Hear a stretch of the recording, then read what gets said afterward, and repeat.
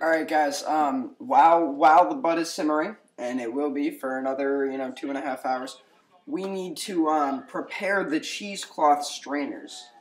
So you need for that 1 to 2 things of Tupperware. I like to use two.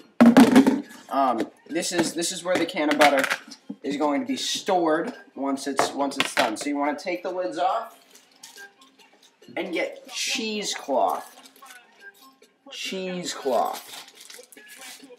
And it's like this thin, papery, kind of clothy substance that is, I guess, regularly used in the kitchen. So, let's see. Usually I do about 2 folds. It's like a thicky paper, or, a stringy paper towel. But so I usually fold it about twice. I'm going to do 4 this time because last time it was not entirely, stable on the Tupperware. So now we have this. We're going to fold it in half so that there are 2 layers of cheesecloth that are covering the Tupperware. Now you're going to take a rubber band and just put it over the top of the Tupperware. Which sounds easy, but is oftentimes actually one of the most frustrating parts of making brownies.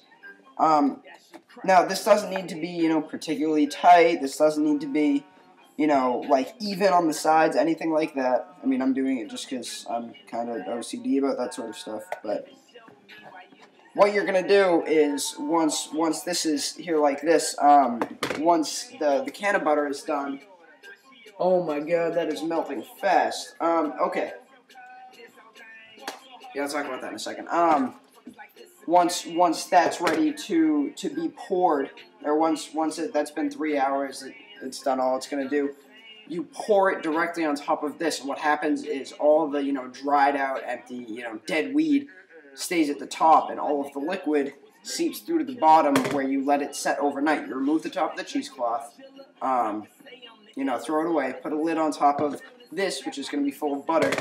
Let it sit in the fridge overnight, and in the morning you will have all of the butter necessary for whatever it is that you need to be using it for, which is kind of any culinary task that involves butter itself. It doesn't necessarily have to be brownies. You can make, cake, crepes, what have you.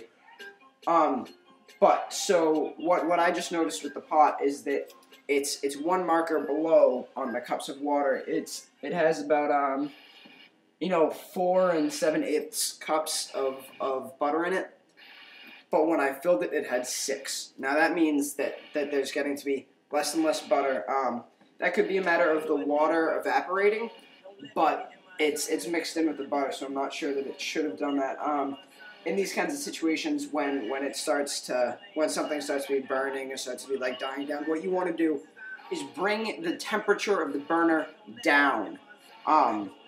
If it's burning like that, then it's at too high a simmer, and you just need to have it at the lowest possible setting.